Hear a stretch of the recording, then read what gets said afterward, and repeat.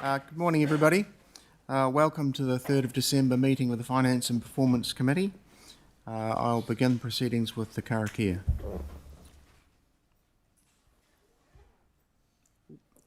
Whakataka te hai ki te uro, whakataka te hao ki te tonga, kia manaki kina ki uta, kia mataratara ki tai, ehi aki ana ki te akatura, he tio, he huka, he hu hu.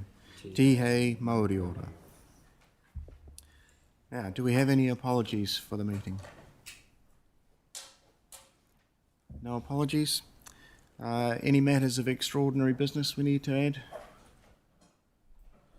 No. Conflicts of interest. Thank you to everybody who sent them through. Reminder, I think there's still 1 or 2 people to do that. Is there anybody who needs to declare an interest relevant to this meeting? No. Public forum, there's no items for the public forum today.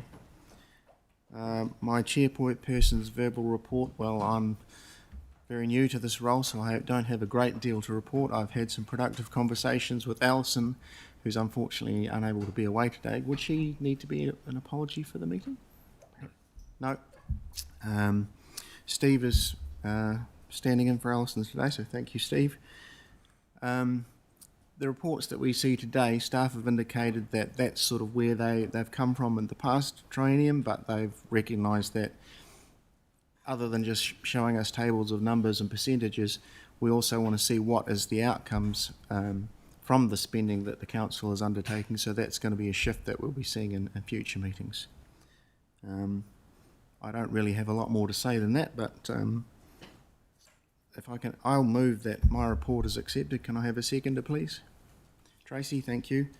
Everybody in favour say aye. Aye. Thank you, that's carried.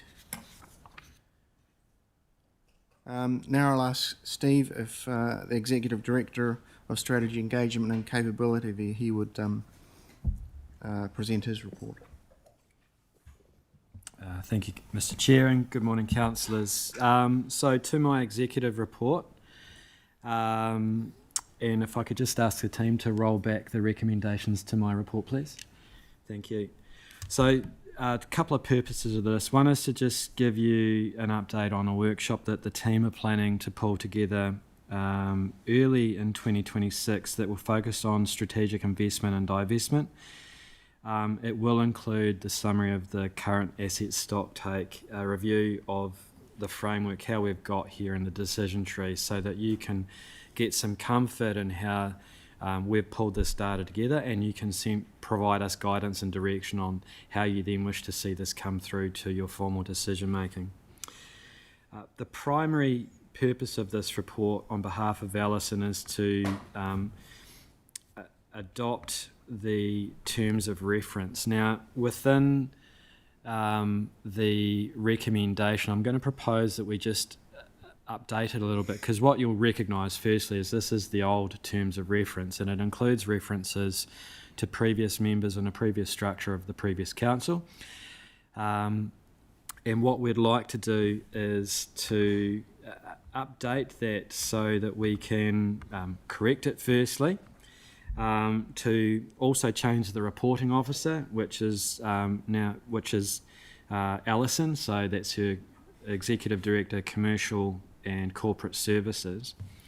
And there is one minor tidy up for clause 7.2, which is a reference back to the Audit and Risk Committee, which is where this committee would take 7.22 for ratification before it then goes back to council. So there's a little bit of a procedural clarification on that one, but otherwise the terms of reference as is fine from staff's point of view, but it's also a chance for you today to ask any questions or clarification. This will be presented as part of the CEO's report to council next week, with a recommendation that council takes your feedback on board today and adopts the terms of reference next week. So happy, Mr. Chair, to pass it over to you for questions. Thank you. I'd like to see in the general principles of delegation an additional paragraph that says when exercising the delegations that due consideration is given to the fact that we're trying to deliver in the most cost-effective way.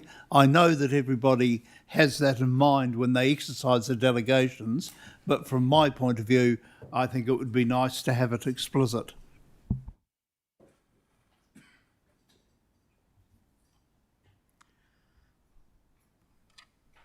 No other questions? Comments?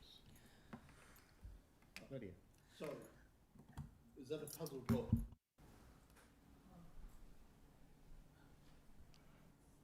Sophie? I just wanted to query which page you're referring to, which clause in the terms of reference. Introduction general principles of delegation is the terms of reference, sorry. Okay, so those are general to all of the terms of reference, but we've only got the one committee now, so I don't know whether that's something that we can. Yeah, I just wanted to know the process basically for fixing that, because I'm not disagreeing, it's just trying to figure out where it is and how we do it. So, if I may step in, look, I think the councillor McInnes has raised a good point. This is a general delegation that sits across all terms of reference. What we could do is hold that comment over and discuss that as part of the delegations briefing this afternoon, but also that would be a change to all of the terms of reference documents that we'd have, and so it would be a council call to make possibly next week, if you're comfortable with that, Mr. Very, but it'll be recorded in the minutes. Lydia? Yeah, look, I agree. I think it's really important that we do have the conversation around cost savings and whatnot. But yeah, if Councillor Very would oblige us to hold that through to the delegations, I think would be the appropriate place to have that discussion. I think in regards to the paper, and I'm sorry this isn't necessarily going to be a question, but there's a couple of things in there that we need to, I think, have a discussion about, and it's whether to elect a deputy chair or not.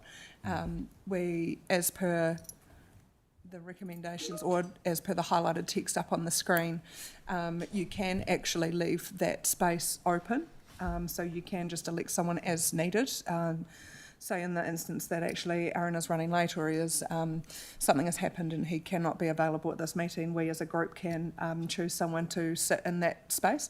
On the alternative, I'm happy to hold that space alongside Aaron if need be, but noting that we can just leave it open.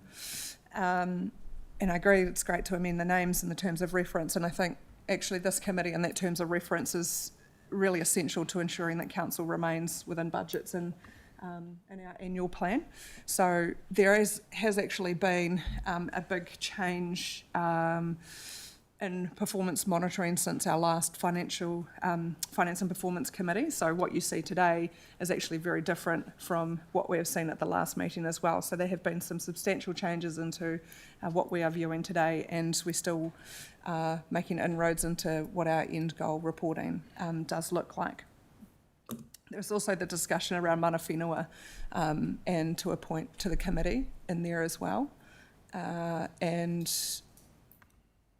I think that we leave that open because we haven't yet had a discussion as a group where we wish to take that appointment as a council. So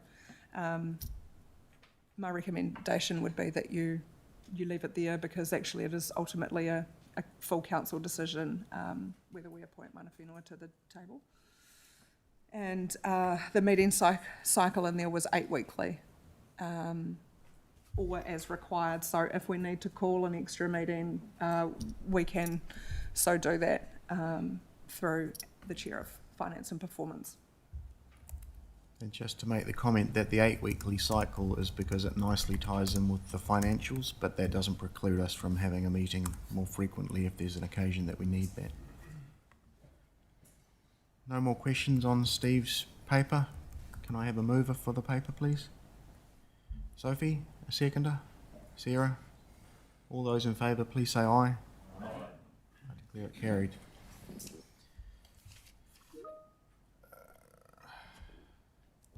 So the financials. Who's speaking to this paper, Steve? So Becca and Neil are coming to the table now.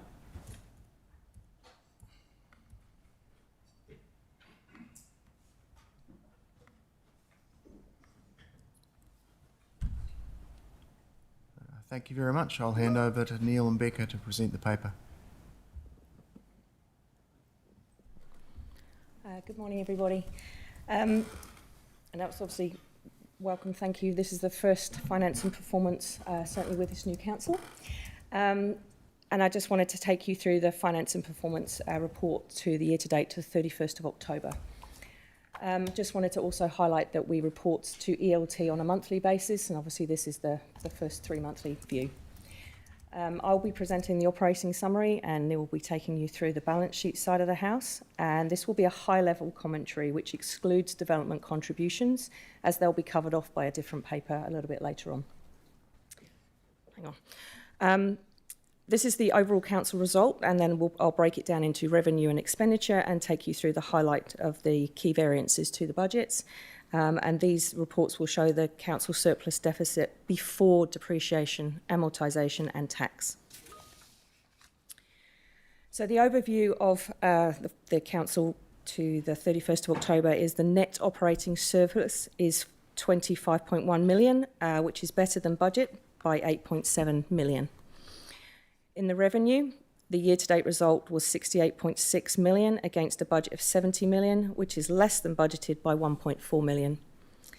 The key variances have been generated by general rates. The main drivers of the 1.3 million positive variance is growth due to higher number of rateable properties now in the region, and the January QV property revaluations being higher than what we predicted at LTP. This will be a continuing trend to the end of the financial year. Targeted rates, the 1 million negative variance is largely due to the missing as-built water meters, of which there were approximately 1,400. All legacy meters will be invoiced by the 31st of December this year, and any remaining meters, which are approximately 1,000 due to growth, will be invoiced by the 30th of June. Then we'll be back into the normal cycle of the 90 days billing, which should be under SWL from the 1st of July. Under subsidies and grants, the 3.5 million negative variance is mainly down to how NZTA commits its funding. It is hard to predict the NZTA funding as it's dependent on the government priorities. The transport team does work closely with NZTA to improve the level of funding contribution throughout the year. And we usually have a better idea of what the contribution may be received at the end of the financial year, and that is to target, to work with NZTA on their priorities for the following year. Fees and charges, the 2.9 million positive variance relates to increased revenue. That's mainly from the building consents due to high value building project consenting. Government levies, which is quarterly waste minimalisation levies, and higher building accreditation and MB regulatory building levies. Got through that one. Hires and charges and increased corridor access routes and traffic management plans, which are the CAR and the TMP abbreviations. These are all linked to strong growth in the region and are likely to continue throughout the rest of the financial year. In the expenditure space, the year-to-date result was 58.8 million against a budget of 62.6 million, which is better than budgeted by 3.8 million. In personnel costs, the main driver of the 1.1 million positive variance relates to the current vacancies, of which 37 are actively recruited and 13 roles are on hold. At the time of the report was written, the PSA negotiations were still ongoing and therefore back paid increases had not been paid out, which contributes to that variance. In the maintenance area, 816,000 positive variance relates to the following cost drivers. General maintenance savings, which is mainly in the water-related maintenance and delays in contract approvals and work being scheduled for the summer months. Wastewater and drainage. We're behind schedule due to seasonal timings and staff recruitment delays, but there is a structured maintenance plan now in place to address that. And grounds and township maintenance, which are impacted by the linear phrasing of the budgets and because the work is generally seasonal. There has been a comment around forecasting, and I think I mentioned it at the deep dive. Forecasting is something we are bringing in, and we've had a few teething problems, so we're hoping to have that in the next F&P report. If not, it will be the next one. We're just trying to work through and make sure that we give you the right information.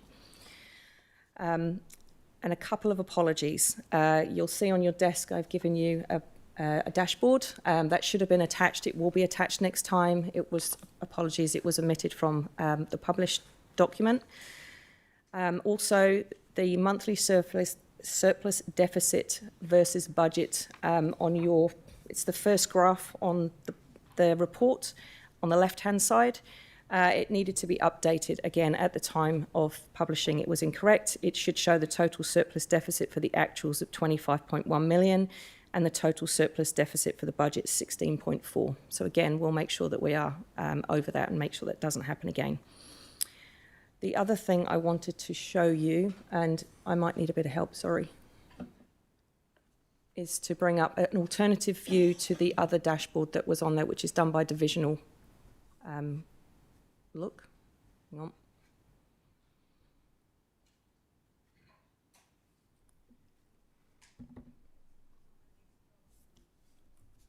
Oh, hang on. Bear with me, technical issues. For those watching on YouTube, just give us a minute. There's a few technical difficulties. That's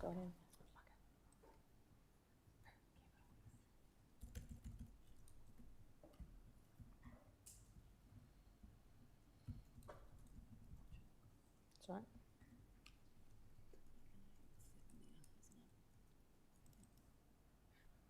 Ooh. Yeah, how do I make this bigger? I can't even see that. Anyway, what we're proposing is in the deep dive, we gave you a picture of all of the divisions laid out in this way. If this is something that makes it a little bit easier to read, other than the other table that I gave you, because it's a little bit confusing that there's things that sit in different divisions. This is just an alternate view for you, and I'll make sure that you have access to this as well. The figures all line up, but this relates to the year-to-date October figures for actuals. So you can see by division where all the costs are. Other than that, I'm more than happy to take your feedback on this report and any changes you'd like us to or bring in, or any other information you would like. Other than that, questions? Thank you very much. Any questions for Becca? We see Elizabeth.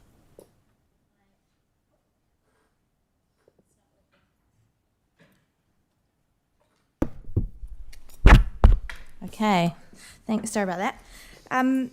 I've got a few questions. The individual cost for the water meters per household, do we have a breakdown of what that cost is? Because we've got those, the back paying water meters, the missing water meters. Do we know what that cost is per household? I don't actually have that in front of me, but I can get that to you. That'd be great. Thank you. The other question, one other question.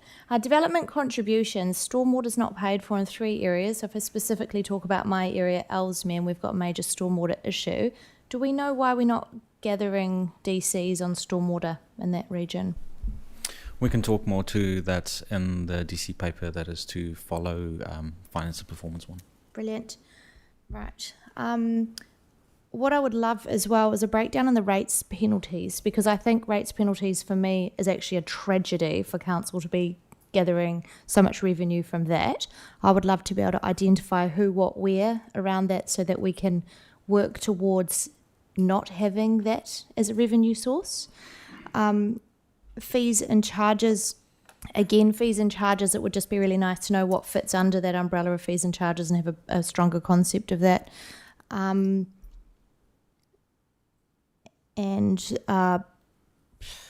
Sorry, I'll just delete that one. Close. So, big question. Targeted rates far surpass general rates for revenue. Do we have more information around why that is? Because I wouldn't have thought targeted rates would be coming anywhere near general rates. But we've got a substantial difference here. As part of the next report, I can get you that information and we can break it down so you can see that for next time, if that would be useful. Yep, brilliant, thank you. John. Yeah, just a comment on the fact that consulting and legal, I know they're both required, but just would like to raise awareness that they're creeping up, and we've only started the year, so it was more just raising a concern about, and I'm sure that it does happen, that if consultants are going to be used, they're used sort of economically. Noted, and again, if we want that breakdown, we can look at that as well for you for future reports. Lydia. I could probably touch on consulting legal professional services. It's something I've always been on my high horse about for the past 3 years. And I think actually what has been really good is the change that you can see last year's actual budget of what we spent in the last financial year, and that we are creeping this down by having our in-house team. But I always look at those, they don't necessarily sit in isolation. I'm sorry, Becca, if I'm speaking out of turn, but they don't always sit in isolation on their own, because some are recoverable through fees and charges, so they need to sit together in some of that space. So I think that we are making some positive inroads into what that looks like. And yeah, I guess for me it's looking at how things sit together and how they offset each other in that space. But look, I guess I'm a little bit cognizant that, the surplus, actually there some timing challenges around that with our maintenance and our delivery of program at this current stage of where we are in the financial year. So I'm sort of looking at as there timing challenges, not necessarily efficiencies with this year's budget. That is first question. Would you like to do first question and then? I can try. There's always timing issues, as you know, and also there's some of the budgets have been linear as well, so we can't see the fluctuation, so things can kind of get a little bit out of whack. But certainly we can address that in a bit more detail for you so that you have that assurance that everything's okay at the next meeting, if that's okay, Lydia. Thank you, Becca. And the other one, I guess it'd be interesting, it was a little on the water metering, seeing that gap close up towards the end of financial year, but I'm sure that you guys have got that in hand with closing that up. And I think you asked the question of what the cost is to the households. It's part of their connection fee when they connect in. But I don't know, Tim might be able to answer some more on that, but it is just the charges of what the actual take has been, whether that helps in that situation. But my other question was around investment revenue. And I guess the variance that we're seeing there, is that just a timing challenge throughout the year as well? I can answer that one. So the variance is down to the timing of the budget. We expected there was going to be 3 points throughout the year where we were going to receive that, and unfortunately that was incorrect. So the first one is due in December, so it's going to be, hopefully when we do the reforecasting piece, that will be addressed at that point.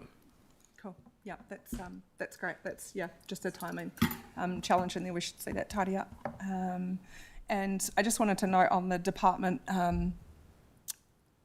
profit and loss. I think that is a new table that we've had given to us, and I think what you've put up here is great, and there is a clearer way to do that. And I think we'd had a discussion around that evolving into to include the forecasting. So I think you touched on that, but if we can see the forecasting and the departmental breakdown, I think that'll give everyone a good clear picture of how we're tracking for the year. But look, I think there are a lot of good changes in here in the reporting that you're doing, so thank you for that. Samuel. Hi, thank you. Regarding the 37 active roles that are currently being recruited and 13 roles being inactive or on hold, is that 1.1 million just transferred to consulting and legal, which changes above budgeted? Oh, it's actually still under budgeted, but are we compensating for those roles through consultants currently, or? As far as I'm aware, and maybe Steve could help a little bit more on this one, these are FTE roles. We haven't got that many in this way of backfilling in FTE space, but Steve may be able to talk to a bit more of that. Yeah, thanks. And yeah, Sam, look, great question. And I think each business unit approaches this with a vacancy differently based on when it is and the workload that's in front of them and the role that's been vacated and the type of work that's needed. So there are some roles where you're seeing that someone's pausing to think about what the future of work looks like in that space, and they still need to do work in that space to get the right structure, so they will employ a contractor and consultant to keep the mahi going. But in other cases, there is just consultancy work that we need to bring in because of the expertise, both the technical and or leadership and or other, that it doesn't make sense for us to employ because it's a short-term nature. So it's not a linear transfer, but the team are mindful of their bottom line, and they do apply a degree of flexibility between roles, but it does differ across the organisation. Our people team are currently working through a little bit more detail, and we hope to be able to bring some more information back to you on a future finance performance meeting. Cool. And one other. There's a lot of discussion about seasonal variance through maintenance schedules. Do we have any breakdown of the budget seasonally? Ideally, we should be doing budgets that are fluctuating based on seasons, and that is something we're working towards to ensure that the budgets are set in that way. Awesome. Obviously, some of this, when we did LTP, they were done as flatline. So yes, it is a future development to make sure that we do have that seasonal view. So looking back on history. Awesome. Yeah, it's hard to gauge how we're tracking if When there's we a haven't variance. reached the end yet. Yeah, awesome. No, thank you. Denise? Oh, I think mine touches on the seasonal issue. I noticed we're under budget on tree and town maintenance, and that seems to be something that a lot of residents are getting in contact with me about. Is there any other reasons why we're behind on tree and town maintenance? That might be more a question for Tim, though. Maybe. Sorry. That's right. Thank you, Councillor. I'll attempt to answer that, and I think I'm not aware of any good reason. I'm looking over at Keith, who's shaking his head, why we're behind in that spend. However, we do have a historic challenge around our forecasting, around how we're committing our budget to the right months and to the right projects, and we have tended to flatline it. The team are doing a lot of work, and they'll be able to speak to this a bit more when we present our paper a little bit later this morning, around being really clear on which projects we're delivering and in which month. But you do see a bit of an underspend in some of our maintenance, and you see a bit of an underspend at this time of the year in regard to our reserves projects. And the reason for that is that flat line where really that budget should have been pushed out to the later, drier, warmer months. Yeah. So it's a work in progress. We've also talked about thinking around our forecasting in three-year increments rather than a year.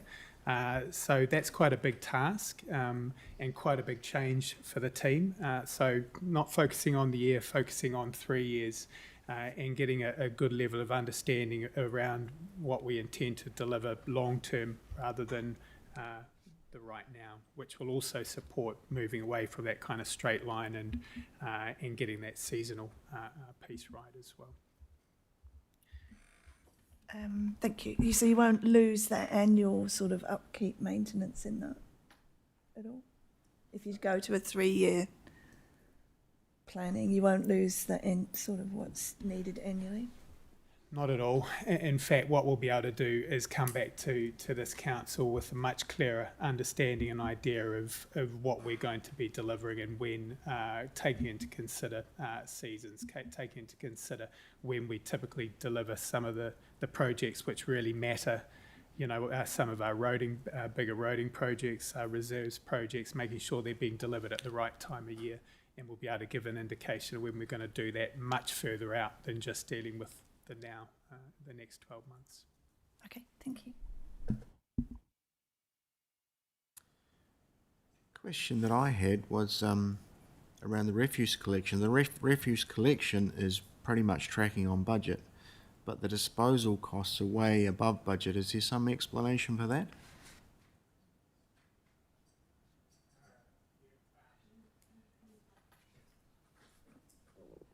I'll just get Andrew Boyd to come up and answer that question. He'll be able to provide you that confidence. They're not over budget, they're under budget. Yeah, hi. So the refuse disposal, there's a couple of factors there. We've had more levy income than expected, so we're not over budget, we're under budget. So we had more income than expected. And we've also, one of our projects around construction waste separation didn't kick off at 1 July. It's only kicked off in mid-November. So that's underspent. So those two factors combined will result in an underspend. Yeah. Okay, thank you. So there's no more questions at the moment. Back to Neil, I think.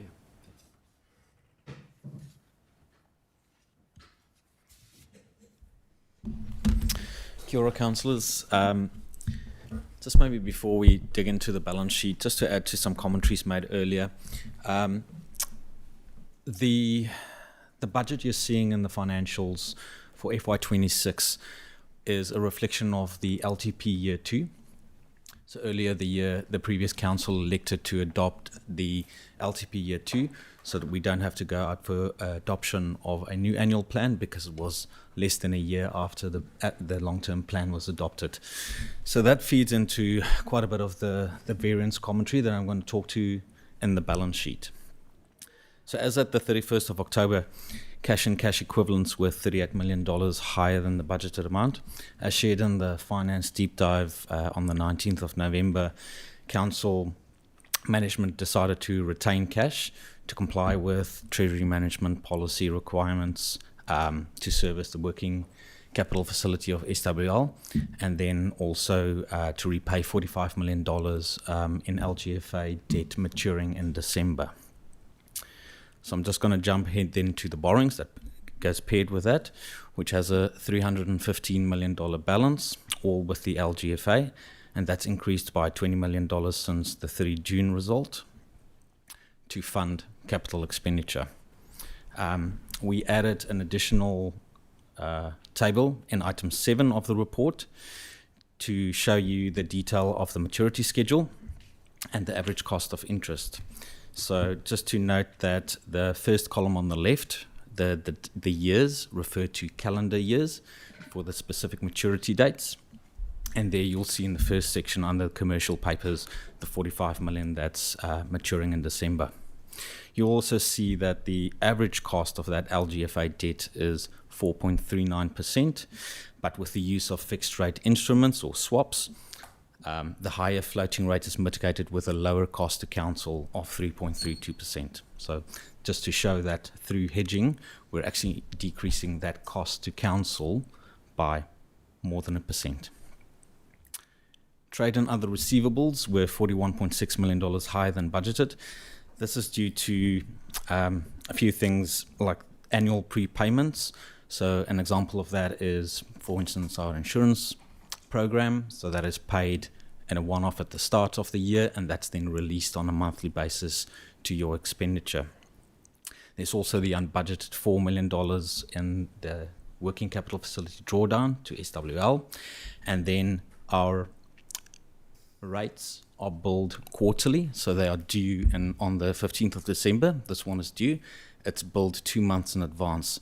So you'll get the invoices issued in October. That will sit in your debtors, and then as people pay off, ideally by the 15th of December, you'll see that balance come down. So that's a quarterly phasing thing where every October and January, you'll see the debtors go up as the bills go out, and then it'll come down by the due date, which is the calendar quarterly dates of 15th of December, February, etc. Property, plant and equipment of $3.07 billion was $146 million higher than budget. And then paired with that as well, the investment in CCOs of $239 million was $36 million higher than budget. So as mentioned earlier, the budget is set on the LTP year 2. And then as we talked about in the adoption of the annual report, we have the financial year-end processes of the revaluation of our fixed assets and our shares in CCOs. So in the P&L for the FY25 annual report, we saw that $136 million gain on the revaluation of fixed assets.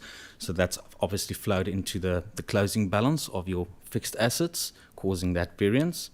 And then also the $36 million increase in the fair value of our shares in Cord and Orion, which was accounted for in the previous financial year end before the budget was set in, as part of the LTP process. Trade payables and revenue received in advance of $60.7 million were $30 million higher than budget.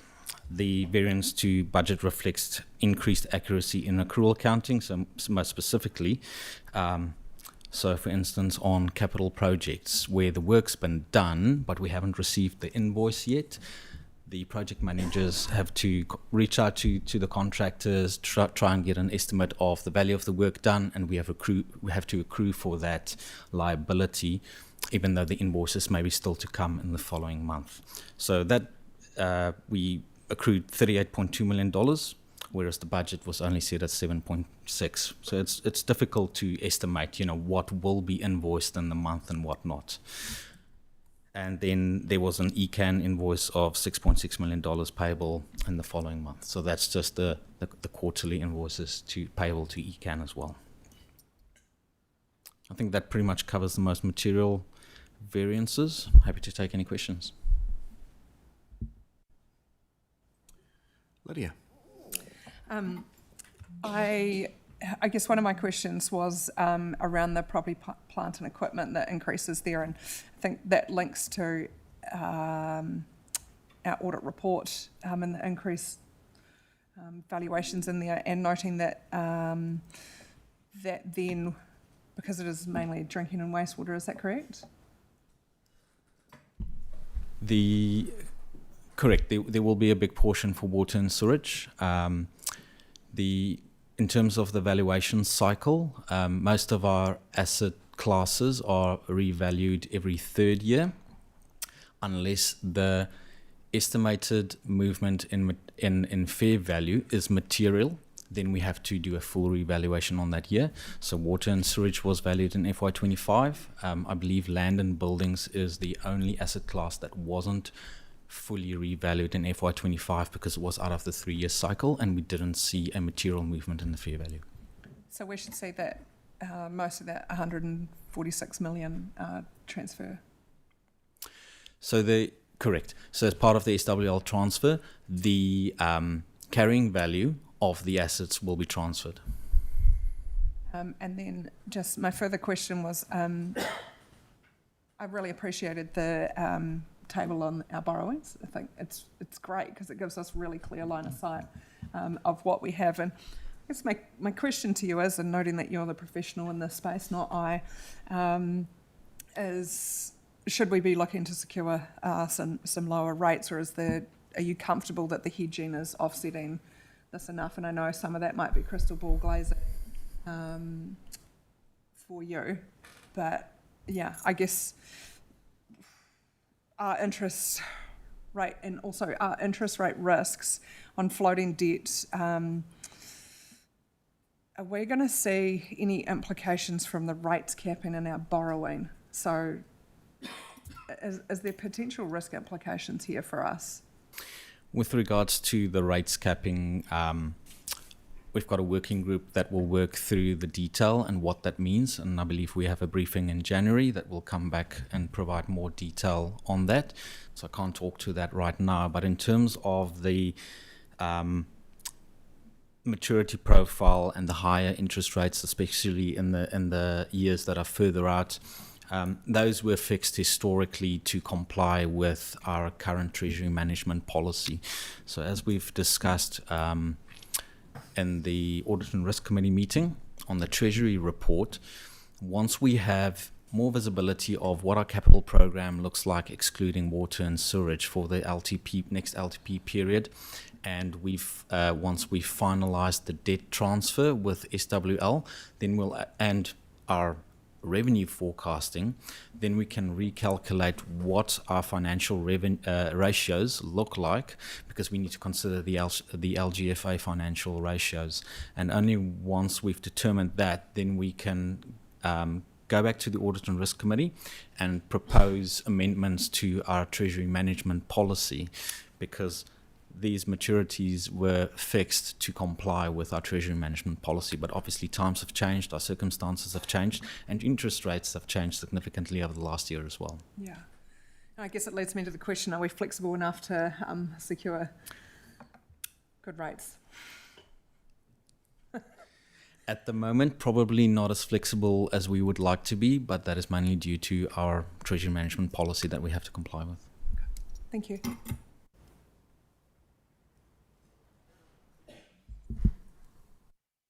Samuel. Thank you. I think Lydia took most of the wind out of my sail this time. I really appreciate the table. To be fair, this report does state the opposite of what I've been told, that the majority of borrowing was fixed. Are we still getting good value out of leaving these floating? So if we refer to the last two rows in that table, you'll see that the total of the LGFA borrowings that are floating is $220 million. But of that, the total $315 million in borrowings, we've actually got $238 million with fixed rate instruments. So that's the cover. So we've actually got more fixed rate interest instruments than what we've got on floating rates. So that's mitigating the risk of those floating rates. Cool. Thank you. Denise. This is more just for me. The DC contributions increased by 6.5 million. It's on roading and reserves. Can you just explain a bit more about that? Thank you. We'll cover that in more detail in the next paper. So we know no more questions on that. Can I have a mover for the paper, please? Lydia, a seconder? Reese? All those in favour, please say aye. Aye. That's carried. Thank you. Thank you to Becca and Neil. Thanks very much.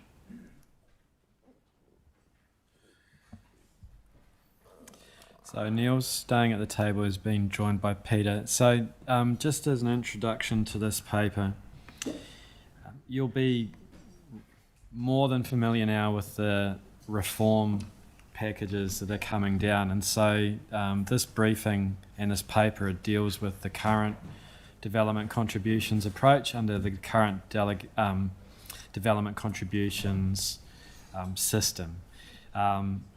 We're really mindful, though, that the government have indicated a real strong change, and what we're doing at the moment between now and a workshop in January is we're assessing what our current policy setting is to what we think the future policy setting is from the Crown that will be implemented sometime in 2027. And so the purpose of today is to give you a sense of what we've done against the rules we have.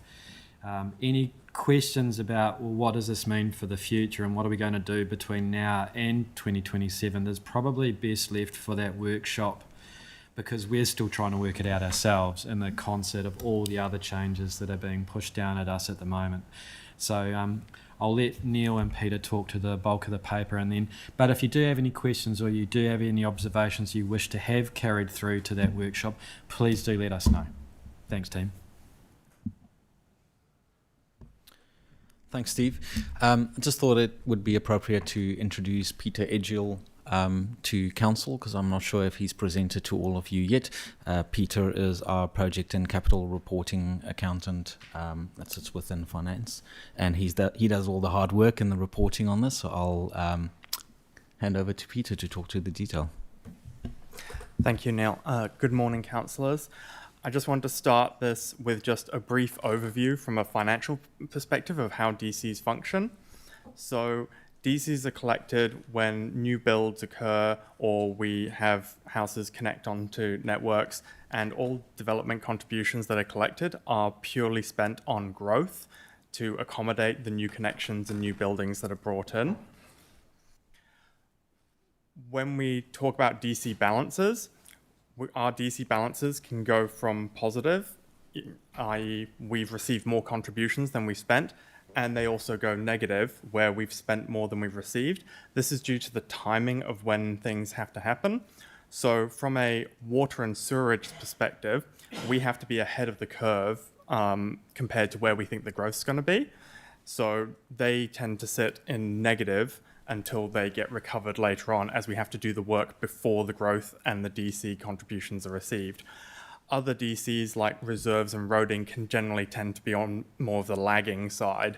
So they tend to have positive balances, which we then spend to accommodate the new growth. In table 4.1, you can see that each type of DC is collected under different catchment areas. So we've got a list of example townships and where they all sit. From a note that West Melton is currently sitting under Malvern, but due to recent changes, it will now be moving to Springs. So that adjustment will be made in the next paper. So from a water and stormwater perspective, we look at the catchments from a Springs, Ralston, Malvern and Ellesmere perspective, whilst with reserves and community DCs, we collect them under Eastern, Northwest and Southwest. Roading DCs are just Eastern and non-Eastern, and sewerage is just viewed as all of Selwyn. This is due to how interconnected and complex sewerage systems can be, and it is very difficult to portion off and say, well, this very specific section is related to this, because they all interconnect and affect one another. Moving on to the tables. The top row of tables, which are in blue, are to show the balance of each of the DCs. So in the light blue, you can see the budgets of where we think the balances were expected to go positive or negative, depending on timings. And then the dark blue is what's actually occurred. So you can see, for example, that our community DCs are tracking below where we expected them to be, whilst our reserve DCs and roading balances are actually much higher. To understand why, we then have the second row of tables in green and orange. The green is meant to show revenue contributions received compared to budget, whilst the orange below the line is meant to be DC contribution, capital works done through DC funding and where we are compared to that. So we can see from the community DC's perspective, we have not spent any of our money, but we have, and we are receiving slightly less than expected, and that is why our DC balance is lower. The reason for this is that community DCs were only created as part of the most recent LTP.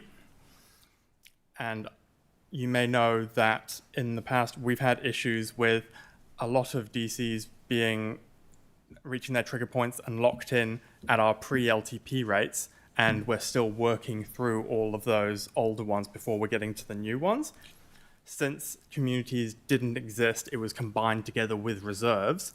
We're seeing higher reserves and lower in the community at this stage. So again, that's a timing issue that's just gonna play out over the next few years, where we'll see it catch up to where it should be. Across the rest of the board, our reserves and roading, sewerage and water DCs are all ahead of where we thought they'd be. And this is just the general timing catch up, where last year we was receiving much lower DCs than we expected. And now we're starting to see more of these newer builds come into play, and we're starting to receive those DCs. So this is just that uptick that we thought we'd get last year, which has now flowed into this year as we're getting a few large subdivisions coming online.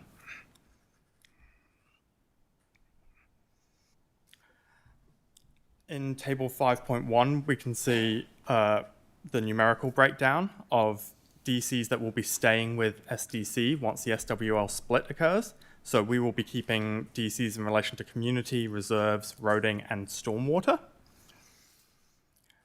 In general, in reading this report, so the opening balance shows where we started at the beginning of this year. If it's a positive black number, that means we've received more DC contributions than we've spent. If it's a bracketed red number, that means we've spent more than we've collected so far. In year-to-date actuals, as noted before, we have collected 6.8 million. Oh, our net movement is 6.8 million compared to an expected net movement of 1 million. This is primarily due to these new subdivisions coming online and the extra revenue that we thought we'd get last year flowing into this year. We have very little control over when we're going to receive DC revenue, so generally we calculate it through expected growth and it's just spread throughout that period of time. But more realistically, you get these ebbs and flows in growth, and this is where we see variance to budget. So currently, year-to-date balance-wise, we're sitting at 57.7 million compared to 51.9 million budgeted. So we're in a better position than we ended last year. From an SWL perspective, they will be taking the sewerage and water DCs.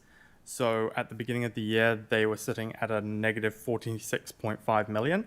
This is due to the high growth that Selwyn has had to go through recently.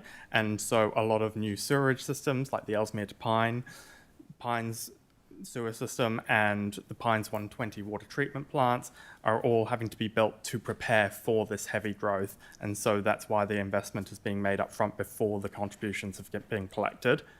But this year they've started to collect more contributions. So we can see that year to date they have spent a balance of 1.2 million more, but that's compared to a budget of 4 million more. And they are on track with all their projects. So we are receiving more revenue than we expected. Are there any questions?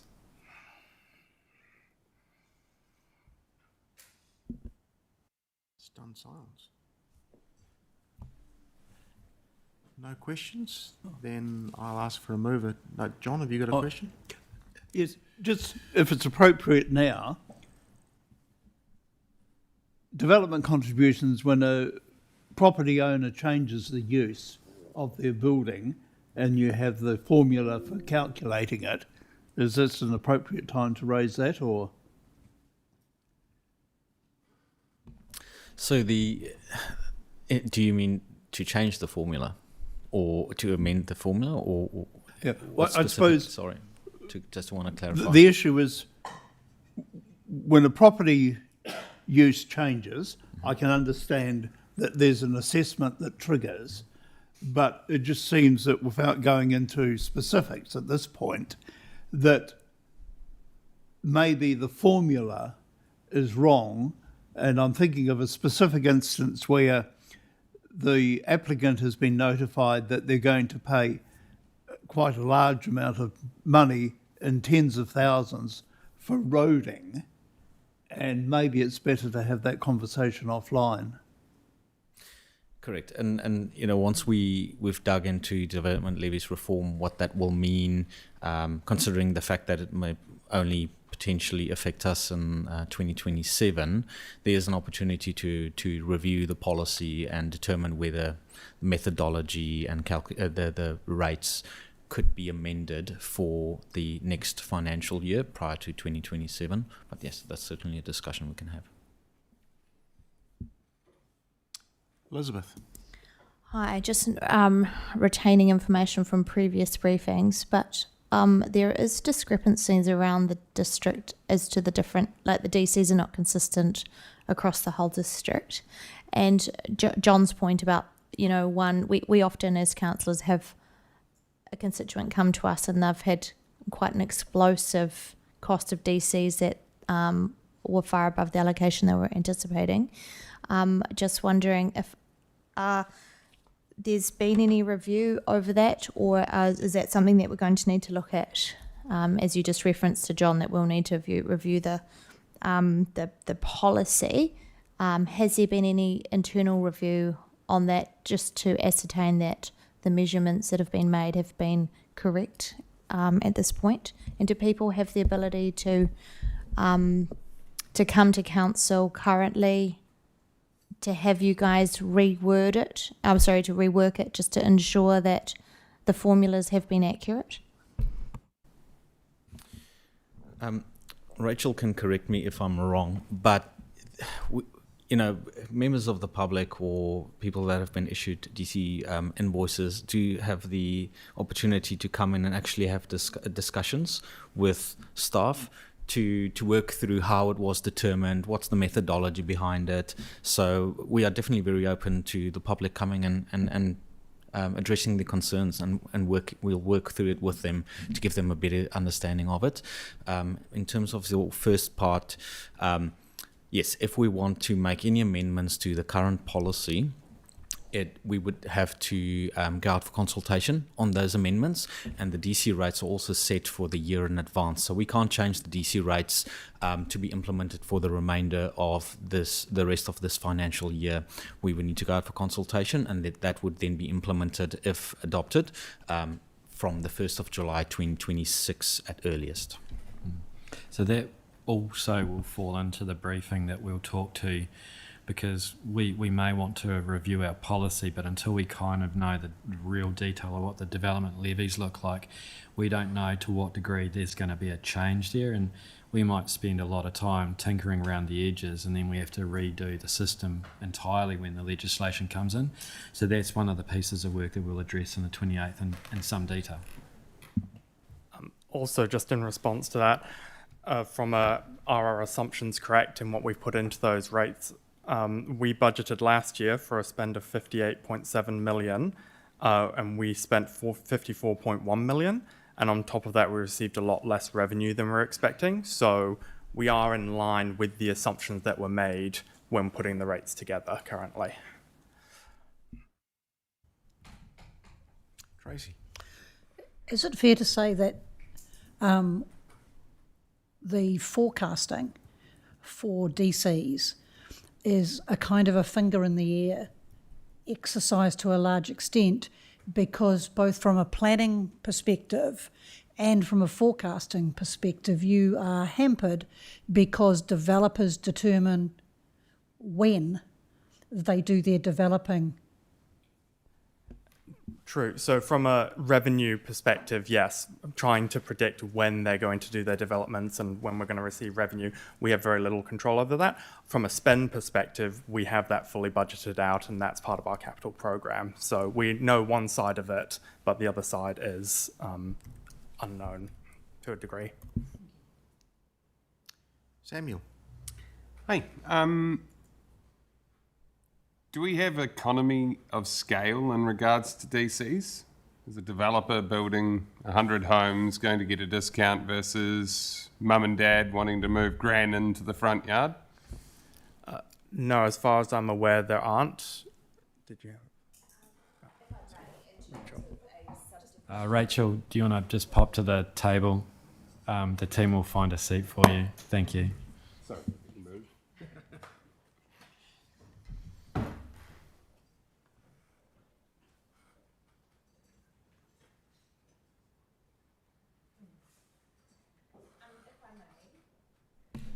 Sorry. Can you hear me now? Yeah. So in terms of scale, when it comes to a subdivision, the policy is very clear that each new lot is one full HUI. Mm-hmm. And that one HUI that is paid by the developer, whether they're doing, if they're doing 50 sections, they'll pay 50 HUIs, 100 sections, 100 HUIs. The HUI that they pay allows the new property owner to come along and build a single dwelling with one kitchen and up to 3 en-suites without paying any further development contribution. If someone wants to build a large dwelling or build 2 dwellings on that property, then they would pay a further development contribution for that. Under the policy, there are discounts that are available if the gross floor area is under 100 square metres, so it's scaled. So example is if someone builds a dwelling and a second dwelling on that property and it's 70 square metres, they would pay 70% of a standard contribution. It's the discount is capped at 40% or 60 square metres. So any small dwelling 60 square metres or under will just pay 60% of a standard contribution. Oh, sorry, and also a HUI is a household unit equivalent. So a HUI is short for that. Awesome. Thank you.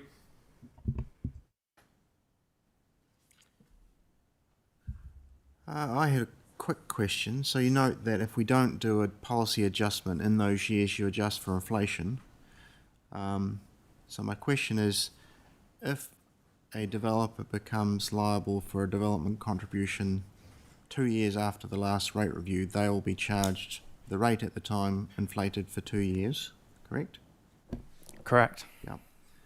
If the developer then doesn't complete their development or part of it for a further 3 years, are they due for the original DC rate inflated for 2 years, or do they get an additional 3 years of inflation as well? So it's the trigger of the timing of the development contribution invoice. So when it comes to a subdivision, the invoice is triggered when they apply for their 224, so when all the conditions of their consent have been met. So if the original assessment is assessed at the time of the resource consent application, if they apply, so that rate is held for 2 years. If they are doing a staged development, it often may take more than 2 years, and we will then invoice and apply a PPI adjustment if it's more than 2 years from the date that we originally undertook the assessment to the date that we go to invoice. Thank you. Any more questions? Sophie? I'm afraid this is more of a, I just wanted to clarify something around, because there's been some comments around how a formula at DC is calculated and stuff. So it's my understanding that when the policy's set, we have things like the infrastructure strategy, and we also have, we know on average how much water people use and the impact that will have on the system, the roading use for different businesses or household types and that sort of thing.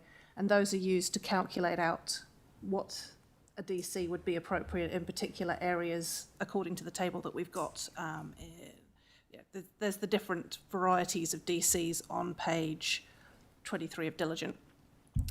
And I guess the implication there then is that if somebody feels that they've been overcharged or whatever else, but we've got the numbers that back it up, if those numbers were reduced, for instance, if somebody made a compelling case, whatever, that doesn't change the fact that those costs are still incurred, and that would then be distributed out to the general rate to make up the shortfall or something like that. The difference wouldn't end up in general rates. Basically, during the next LTP process, we start off with, okay, where are our current balances? Which ones are in deficit? Which ones are in positive? What do we plan to do over the next 10 to 30 years? What cost that would bring? And then, as you say, we look at the growth modelling, how many people or HUIs would this need to be distributed over? And we basically divide that, what that final balance would be across all of the HUIs with the interest added of time.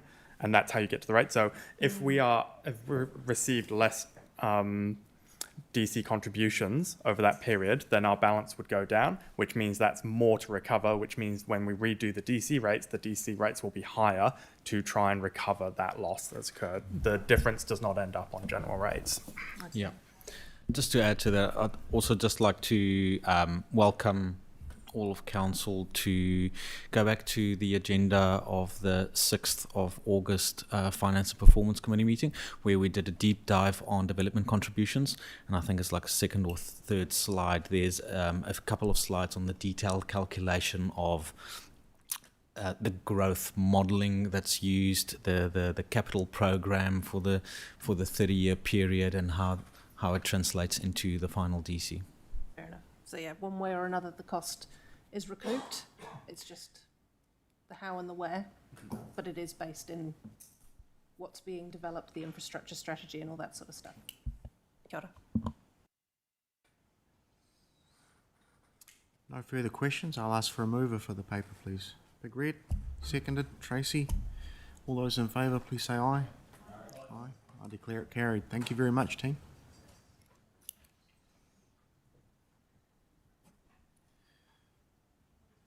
So now we move to the capital projects and performance.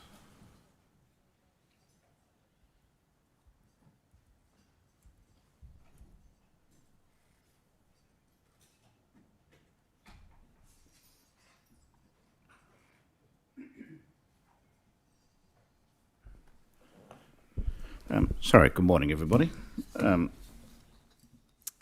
So the financial performance report for Capital Works is, I suppose I'll just start off with, I know there's been some focus about us trying to move, or not trying to move, we are moving towards a more of a performance-based reporting process.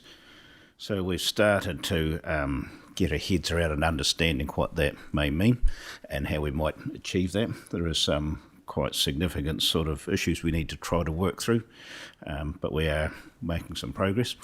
But our target is to try to get some things that are more focused around how we're going against programs and spends at the what we should be at that time frame and so forth, and looking to try to sort of get that sort of implemented for next financial year. And I think there's been quite a lot of comments about how we're trying to go through to work towards a 3-year look ahead type of a process rolling forward. And we've made some start on some of that sort of things, but it's going to take a period of time for that transition to work its way through.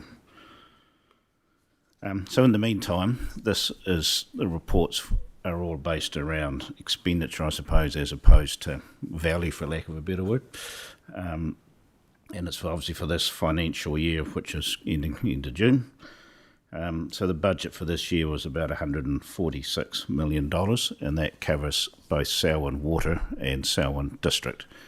But what we have done is we've split things into the two areas so that we're sort of looking forward that the reporting on Selwyn Water will be independent, obviously, of this. And so the focus going forward will be on the Selwyn District. So, and if you look at the table 1 on page 2 of the report, you can sort of see the breakdown across the different areas.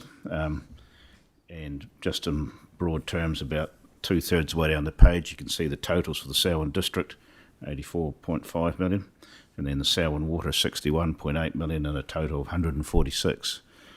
And then you can see looking across the columns across the page, you can see what the budget was, budget year to date, spend year to date, and what the variance is, and percentage, and the forecast final spend.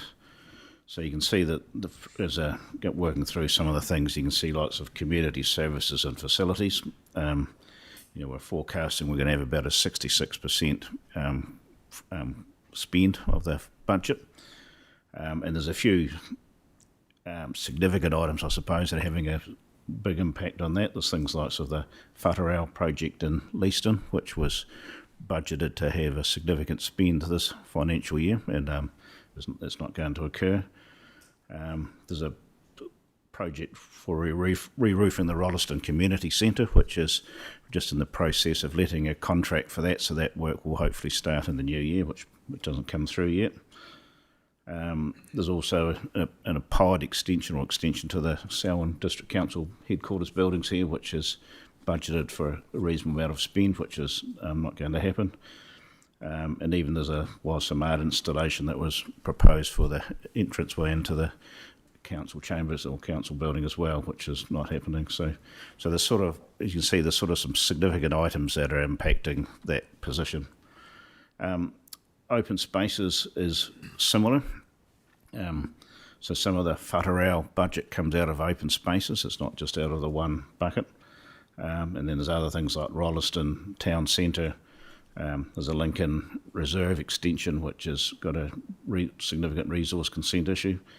And there's obviously a lot of very small projects, and refuse probably that's pretty much on track. Support services is also a smaller budget, whilst the percentage is lower the dollar value is less, and in many ways that's probably a good news story as well.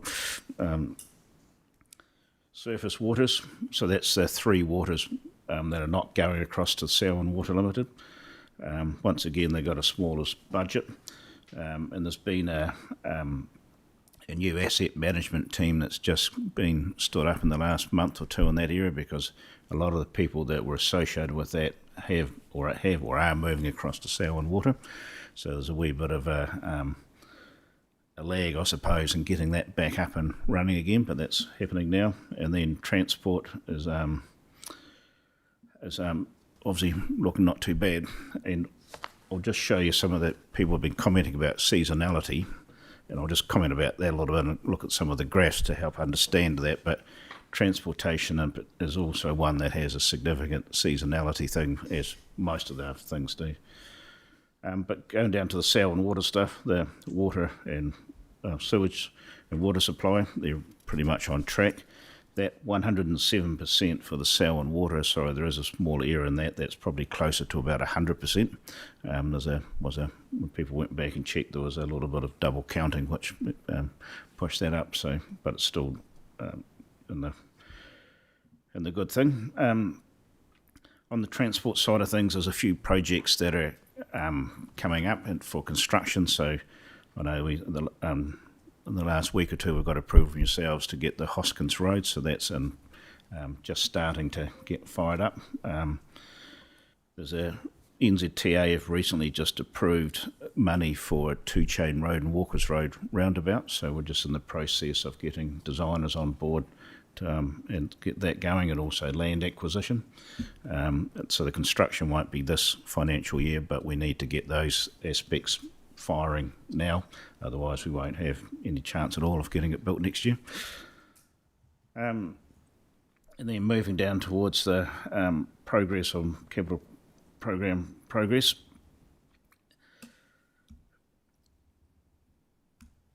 So we've identified some projects that we need to sort of give a priority to with regards to consents and design and land stuff and things, which is just some of those couple I spoke about, for example. And we're continuing to work on that. So we've mentioned in the past about how we're getting a pre-construction manager, so that person has started in the recent weeks, and he's starting to make some progress and inroads into understanding what we need to do, which is all about this whole looking at a 3-year type of a cycle of a program. So one of the things I suppose is just to sort of the reasons behind some of that is that most projects, if they take a year to build, they normally typically take about 2 years to plan and to get to that point where you can start construction. And it doesn't really matter what size project it is, it's the same sort of thing. You know, if you're something that takes a couple of months, it normally takes 4, 5, 6 months to get to the point where you can actually start hitting a nail in the ground or putting a shovel in the ground.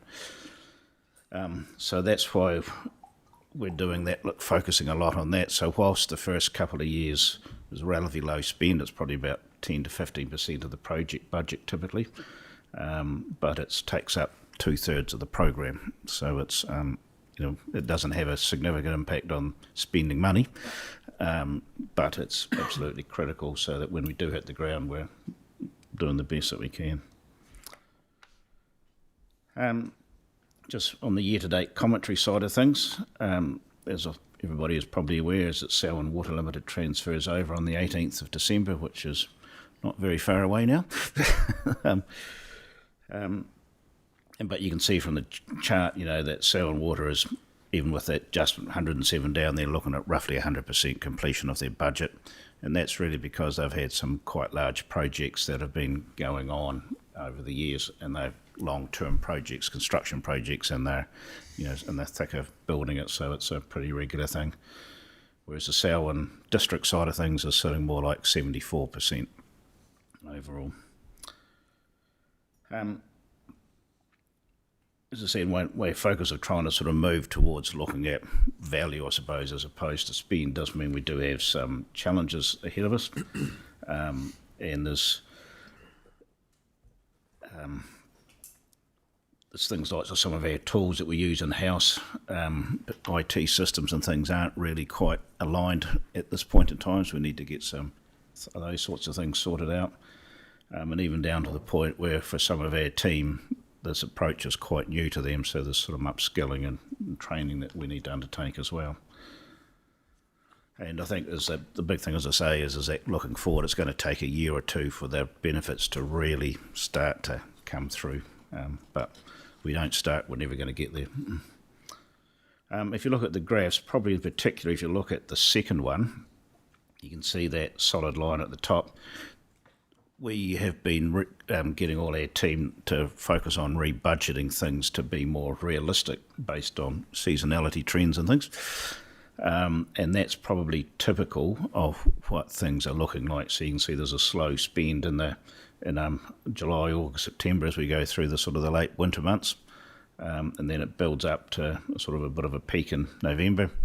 December and January always drop off because we've effectively only got 2 working weeks in the month, so they're literally half the amount of spend as other typical months, which is a bit of a shame really, because it's normally pretty good weather. And then it climbs up to a peak into February, March and April, and then it sort of drops off towards the end of the year. So that's sort of the typical sort of a seasonality trend for a lot of construction projects, particularly roading works where they are impacted by weather a lot more. But even buildings, if you're building a building, you want to get the roof on sooner rather than later so that you can be working inside over the winter months. So it's quite important. So historically, I know that some of the things that we have had issues with is, just limitations in resources and skills and things, and better and making the most utilisation of the people that we have.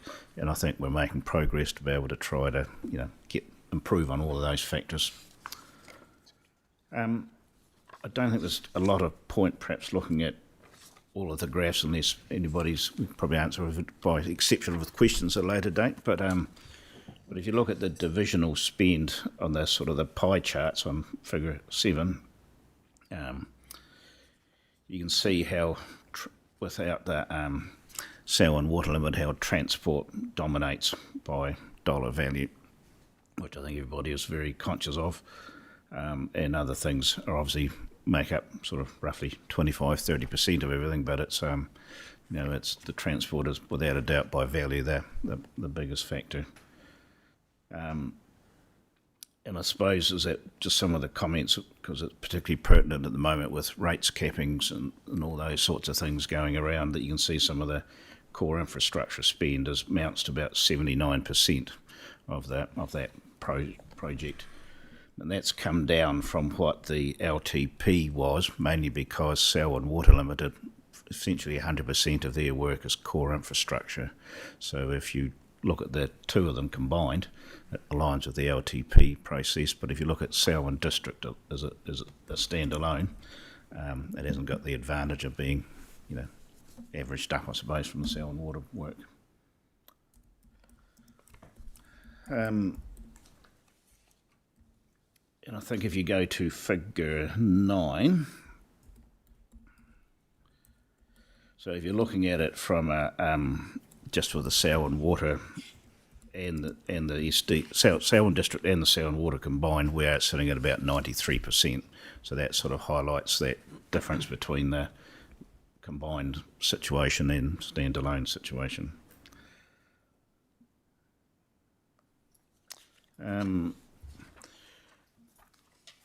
Just turning towards the sort of the charts towards the end, there's probably a few projects in there that, without getting into the detail, just to perhaps to highlight, but there's things like the District Park Stage 1. It's got a significant amount of money that's sort of budgeted. Whatarau, which is has been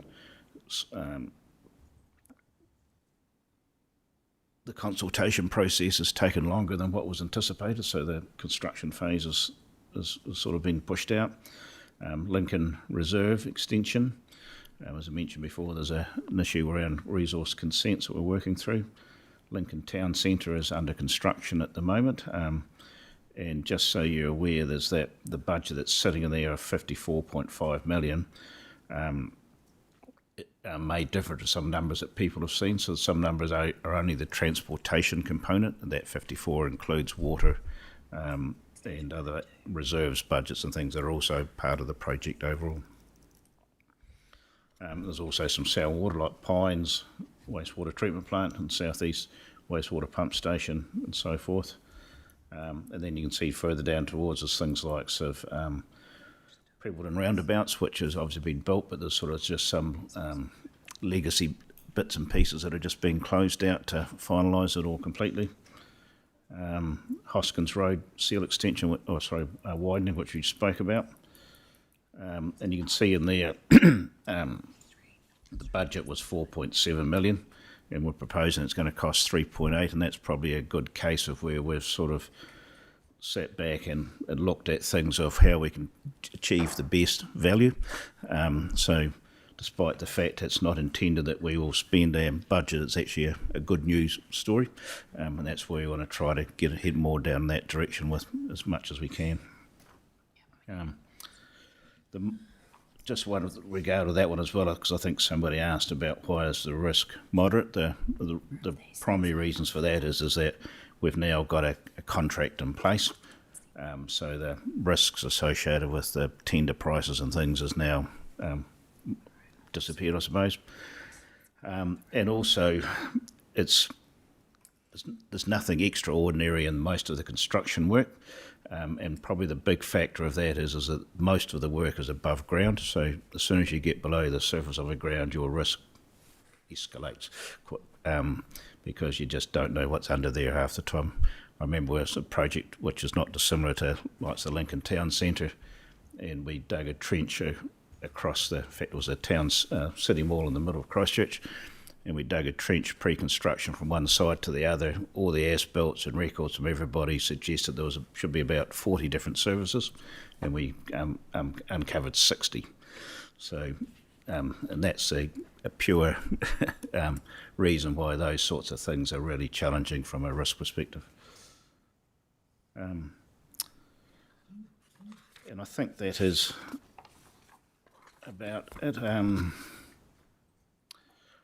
Just at the very last end, just one of the things that we are focusing on at the moment is developing our master program for projects, and that really comes back to that 3-year focus, or rolling focus of projects and looking more out into the future. We're certainly not there yet, but we've started the journey. And once again, just we spoke about that 15% spend, but 65% time. Lots of cases, if you break the program up into line items, 2/3 of the line items are also in the first 2 years. So it's very important that we get that right and get on top of it. And any questions from anybody? Thanks very much, team. Elizabeth. Hi, got a number of questions. First one on your pie graph, the one that's got transport as the major, so your divisional spend year to date. So you've got surface waters there. Does that include the land drainage? Does it include stormwater? What does that encompass? That encompasses stormwater, land drainage, and water races.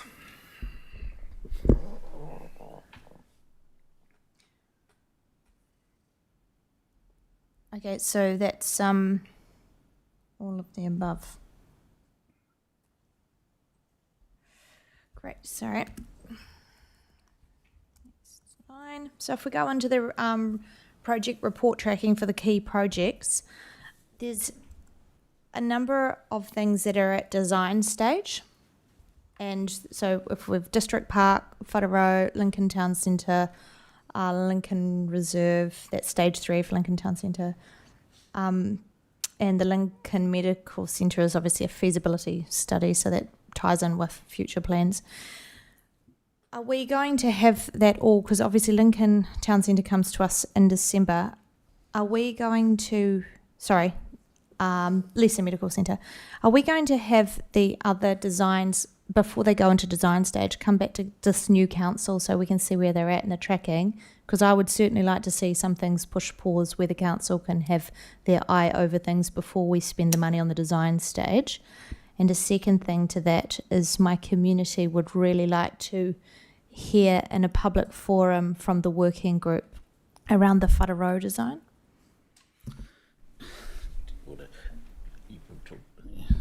I'll do it in reverse order then, if that's okay, Elizabeth. I'll start with Whātaro. So absolutely, it's still in the planning stage. Just to confirm, Whātaro is on the council agenda on the 10th of December. It was going to be the 17th, so we're bringing it forward, and you will see at that point. I'm going to call it a detailed concept design because we have been discussing with the community reference group for some time now, so we've probably got a little bit further and some more detail to share with you than we normally would have with the simple bulk and location piece.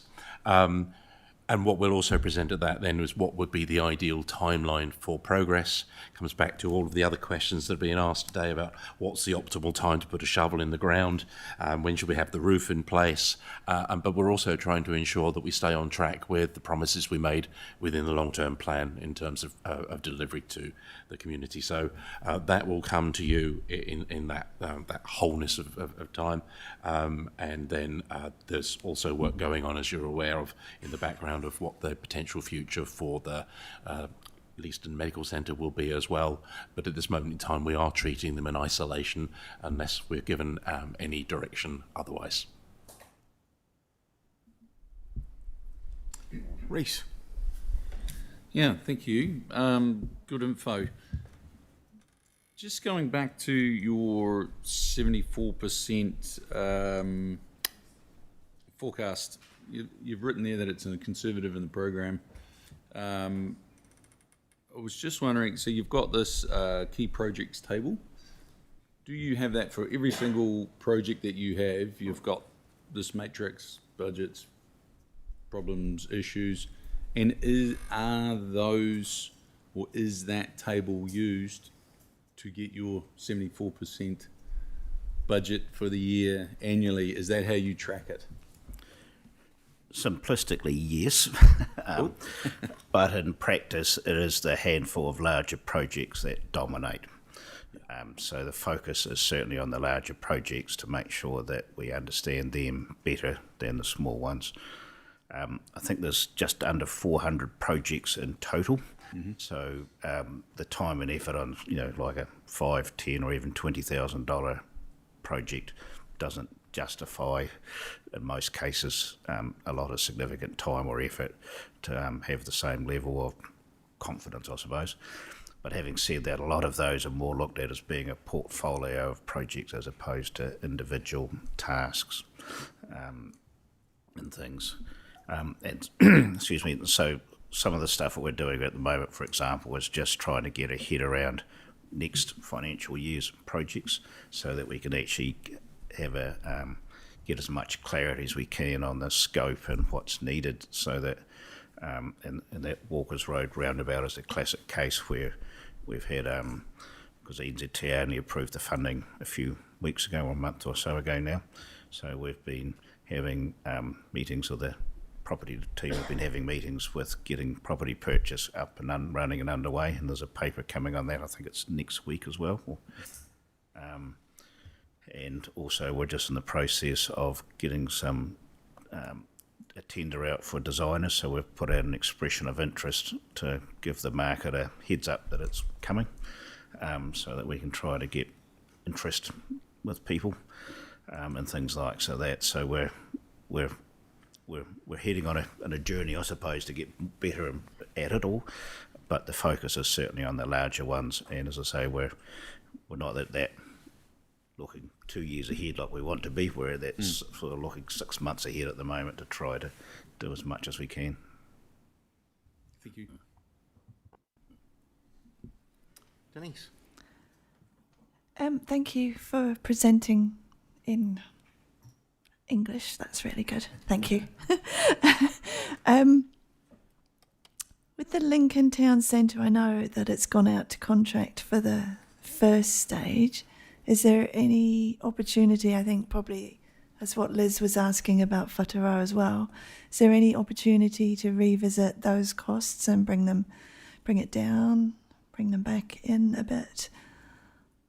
I'm assuming you're meaning future costs. Yeah. That's future stages. Yeah. Yes, there is. So there's there's no contract awarded for the future stages at the moment. Okay. AECOM have been appointed for the design side of things. And so part of that is so that they can work through sort of value engineering processes with them. And then the intention is to actually start to talk to probably Fulton Hogan initially with regard, because they're the incumbent, and then obviously have some input into how to do things smarter as well to bring costs down as well.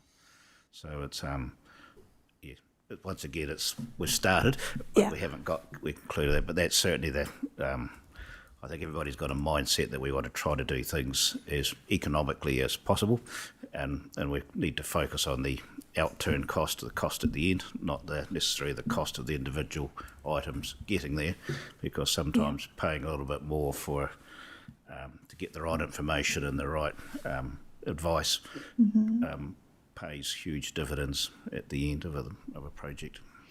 Yeah, because I don't know, this is just feedback from the community, as I know that they would, obviously we want a quality end result, but it doesn't have to be fancy or bells and whistles. I think that's the message that we're getting. I think you'll find that the next stages are not going to have as much landscape architectural input as the first stage. Yeah. Okay. And just a general observation, it seems a shame, and I can't change the psyche of New Zealand, but December and January not being good for construction is a real pain, because that's when the weather is good here, and then they would be able to do the projects. It is. It's always been a nightmare. And I would say December is only 2 weeks. It really is, because the last week is all about closing sites down and tidying them up and things. So you've only got last week and this week effectively, or maybe some of next week, and then January you come back in and everybody has their induction processes and opens the sites back up. So you only get the last 2 weeks of, which is, as you say, be nice. But we can't change that. So thank you. Lydia.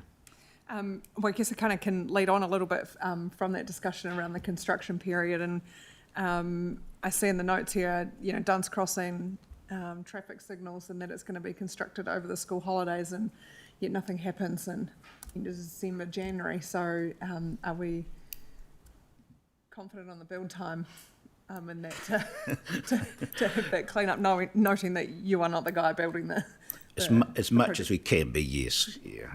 That's, I think what's really good is the change in this, and you signalled in the start our change in reporting, and it takes a bit of time to get to that end goal in the stage. And I just wondered, between the two papers, having DCs beforehand and then like the project report tracking, and those are most of our major capital programs, I wonder if it would be useful having potentially the DCs associated with those projects in the table that is here. And I don't know, you'll give me advice on how painful that is to put that in there, but I just wonder if it would just give better oversight into how much of the DCs are going towards these big capital programs. I'll let Peter comment on the pain, because he unfortunately suffers that. That should be very doable, as what we did with the deep dives, where we had the projects and their funding splits. We can provide that as an extra onto this table as well. I think it might just be a good interim as we work into what different reporting looks like on delivery. And I think, I've always said it's really hard to look at dollars versus delivery for us in our community of what is going on, and note that there's a big change in that space for that. But yeah, that is about all I've really got in there. Thank you. Sarah. Thank you. Thank you all.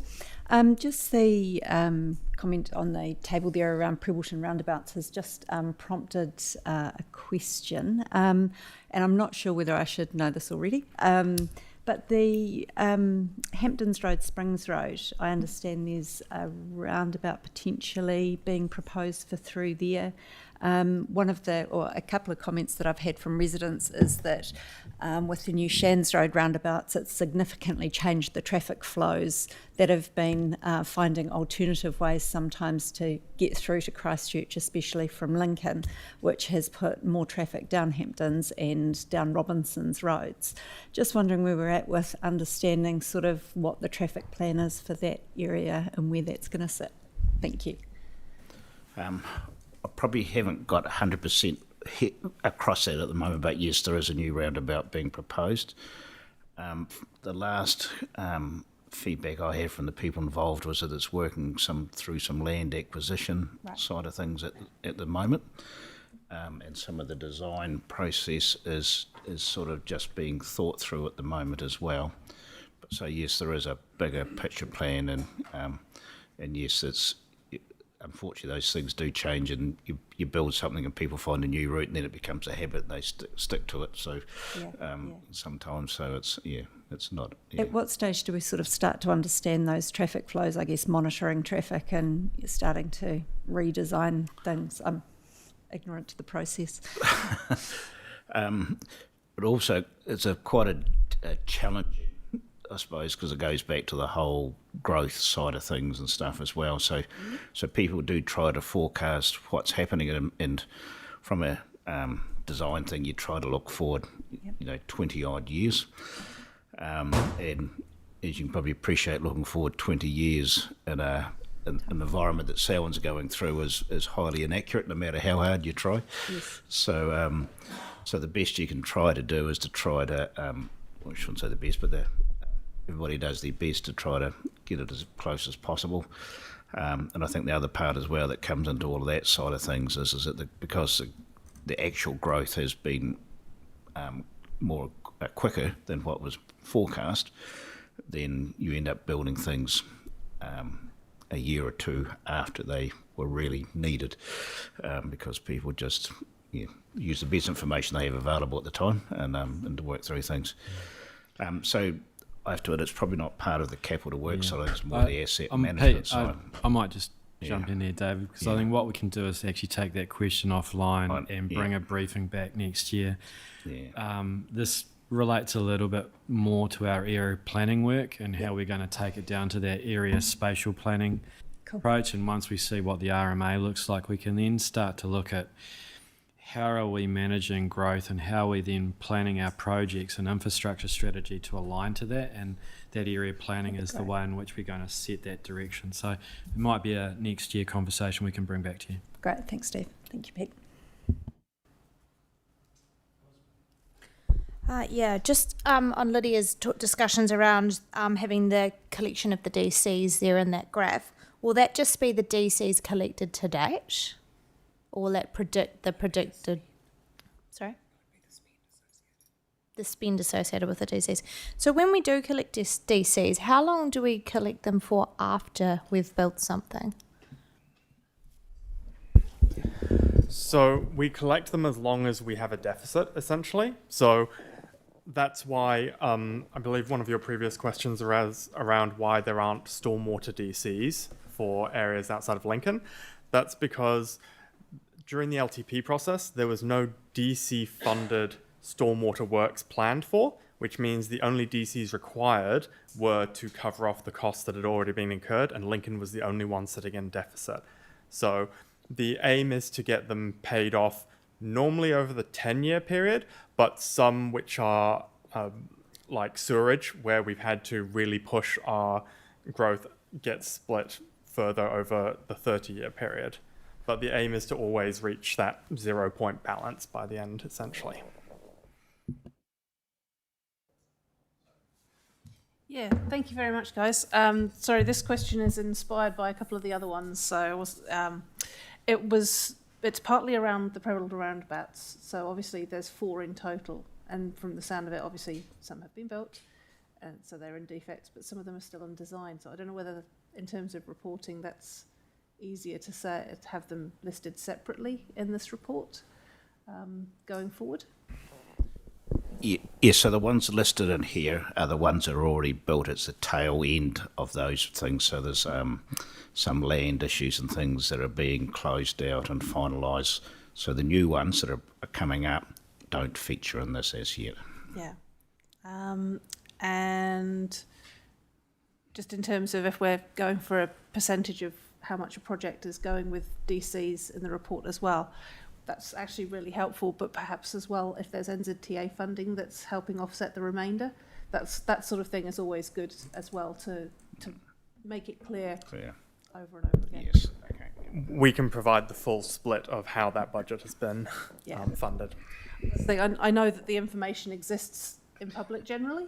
It's just that it's in a report on the such and such of goodness knows what month in what day, like what year. Yeah, thank you. Thank you very much. Just a closing comment from me, I guess, if there's no more questions, is that looking at the table of spending and the percentage of spend and your forecast, you've already mentioned that we need to make a connection to what the outcomes and the value that's being added, so I'm really looking forward to that, because obviously you know that looking at an amount that's spent, and for example we're seeing that 51% of open spaces is where you're heading to at the end of the year. Without you explaining to us, we can't understand, well, is that because we've been more efficient and we've done a great job and delivered most of the things we said and saved some money, or have we not got through the quantity of work? So really looking forward to the way the reporting develops. Thank you very much, guys. Right, thank you. Can I have a mover for the paper, please? Sarah, and a seconder. Elizabeth? All those in favour? It's moved, thank you. Now we're moving into our publicly excluded session. So we'll take 5 minutes, just have a quick break.